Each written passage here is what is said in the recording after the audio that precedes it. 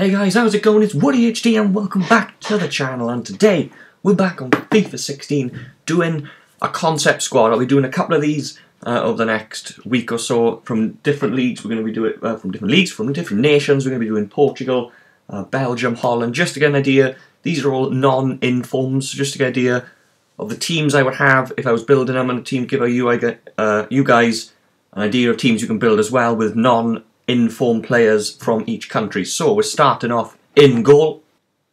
It is of course David De Gea, who has been trying to be signed by Real Madrid. They've tried a couple of times to sign him. It looked like the deal was going through at one point. It didn't go through, and Man United will be very, very happy with that.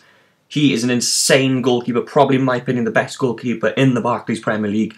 And on this game as well, I've used him once or twice, and he's absolutely brilliant. His stats do not lie. Look at those stats. I think he's like 80, 90k on this game. Insane diving and reflexes, which you really, really want. Handling's important. Positioning is really important in this game as well. 6'4", really towering in the goal. It's so difficult to get past, and a really, really difficult person to score goals against in the game and in real life. Again, in real life is amazing as well. But in game, he's pretty amazing. So let's get on with the left back position. That is, of course, Jordi Alba. Jordi Alba, look at that pace. 92 fucking pace. Decent dribbling as well. Decent defending. By far, my favourite left back Spanish left back to use, and in Liga BBVA as well.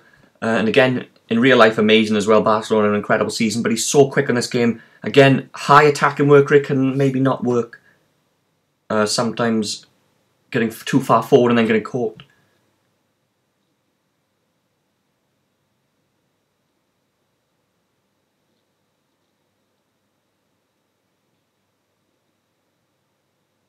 Again.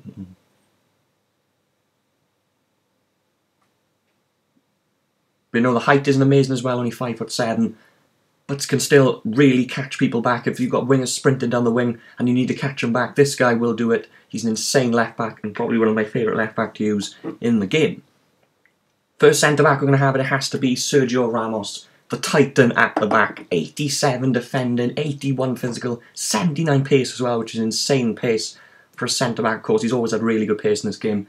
Really, really good to use. Quite expensive. I think he's like 100 grand at the moment. His price will probably come down obviously eventually, but he's a must-have Spanish centre-back to have in this game, and he's just all-round incredible. Can make tackles, can stop people getting past him. He is an amazing player to have in this game, and really recommend it if you can afford him. Next centre-back is of course going to be Gerard Piqué, a cheaper, much cheaper alternative to Ramos, but you can have the both in there. The chemistry is obviously full, being in the same league and the same nation. Amazing, amazing. You know, every year he doesn't seem to lose much on his card. He's getting older and older, but he doesn't seem to. He's one of those players. He doesn't seem to lose much. You know, his physical's not great. Alright, his pace isn't brilliant, but it's not all about pace in this game, as we know.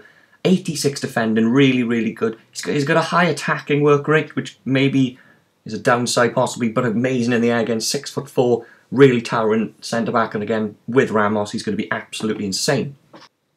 Right back, we are swapping from Liga BBVA to the Barclays Premier League, and a silver in Hector Bellerin. What a player this guy has been for Arsenal. He's come into the team, he's done amazingly well. And on this game, he's only 5'10", again, like Jordi Alba, really short fullbacks, but again, can catch up if they lose possession. If he bombs forward, he can still come back. He hasn't got as high attacking work rate, which is pretty good. It's both medium, even him out. But again, Bellerin, insane pace, of course. Being a defender, obviously not amazing defending and dribbling, but I've seen defenders, silver defenders on this game, not much different really to the medium of gold defenders, so again, a really, really good buy. I think he's quite expensive though. I think he's got inform as well, which you'd expect by now, having an amazing season as well with Arsenal, so a really good pick to have at right back. Centre defensive mid then, we are going with Sergio Busquets. Should he be 86 rated? Based on the stats, no. In real life, probably, I'm not sure, but there's always a debate, I think, about Busquets. Should he be 86 rated or not? For me, not really, but he is still pretty good in this game. He does feel quite slow, though. He does feel, some, you know, like centre-backs and stuff who have like 60 pace-ish, don't feel that slow. This guy does feel quite slow, but he's 6'2", decent height in him. Difficult, obviously. He's not the quickest in the world, but he's got decent defending, decent physical on him. He's probably the highest rated centre defensive mid in the game, and I would recommend him as well, as he links up very well with centre backs. Next up, left mid, or left wing, we got him as here, is Pedro, 5-star skill, 5-star skill moves, 5-star weak foot, 4-star skill moves, high attacking work rate, only 5'6", but pretty quick, quicker than his card suggests, really good dribbling as well. Hasn't really hit it off with Chelsea. He started off pretty well, but has gone down a bit now. But hopefully he can pick it back up and get back in the team, etc. But a really good player to have in this game as well. I've used him once or twice again, and he's not too bad. His shooting is better than his card suggests. His pace is good. Great dribbling, can get past people down the wing. And a really decent, cheapish player to have. He's quite cheap, and he's, you know, for a player of his standard, is quite a good price in the game for him. So I'd recommend to have Pedro in your team. Next up, right mid is Juan Mata. Now this guy is like David Silva, was it last year? Last year David Silva was left mid. He was so cheap because of the position he was playing in, and again, it's unfortunately the same here. If Mata was centre attacking mid, he'd be so much more expensive. Insane dribbling, amazing passer. The pace is a problem on the wing. I don't really mind that much using slow wingers. I don't know how you guys feel, but 4-star skill moves as well. Again, if he was centre attacking mid, he'd be worth so much more. Again, Silva this year has gone back from left mid to cam, and he is worth a hell of a lot. Mata would be, I think, better at cam, but he's definitely, in my opinion, the best right mid. I know we've got Navas and stuff as well. Definitely the best right mid to use in FIFA 16 on the right mid.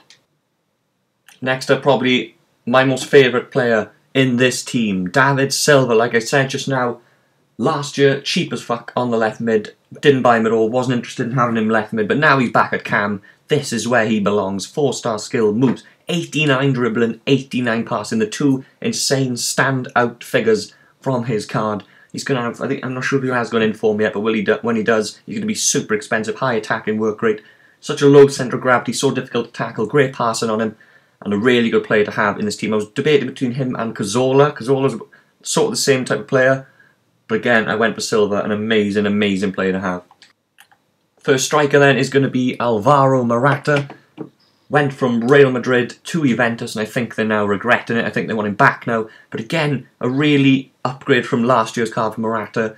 84 pace, 82 dribbling, 81 shooting, all really good attacking stats. 4-star weak foot as well. It'd be good if he had 4-star skills. If he did, I think it'd be a lot more expensive, but a cheap player to have. If you're making Serie A squads, if you're making Spanish squads, I'd recommend him. Medium attacking work rate. Seems a bit sluggish to me, but again, 6'2", going to be good in the air as well. Decent physical on him, and a decent player to have up front. Quite a reliable player to have. And finally, of course, this team wouldn't be complete without Diego Costa. Last season, insane, ripping up the Premier League. This season, obviously Chelsea struggling, he's not doing as well. Talk of him going back to Atletico Madrid, blah, blah, blah. But he is amazing. Last year, I loved using Diego Costa. He's quicker than his card suggests. Again, he's got amazing shooting on him. 88 physical, does tell a story. Nobody can seem to tackle him. I've played with him loads, and people just can't seem to tackle and get me off the ball with Costa. A high attacking work rate, decent in the air as well. 6'2", 4-star weak foot. Again, it'd be better if he had 4-star skills, but I think he's still quite expensive, like 60, 70k at the moment. Obviously, being as one of the best strikers in the Premier League in real life and on this game, but he probably will come down. But I'd highly recommend Costa in your team. So, guys, that was a look at the first concept squad, a really decent concept squad.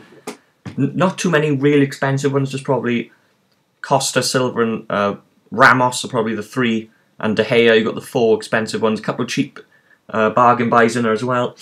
But again, a really, really solid squad to have. 5-star rating, 85 rating, 100 chemistry of course, and a really good team to have. So guys, thank you for watching this first concept squad. There'll be plenty more of these to come, so please like the video if you enjoyed. Subscribe to the channel if you haven't already. And I will be seeing all of you in the next video.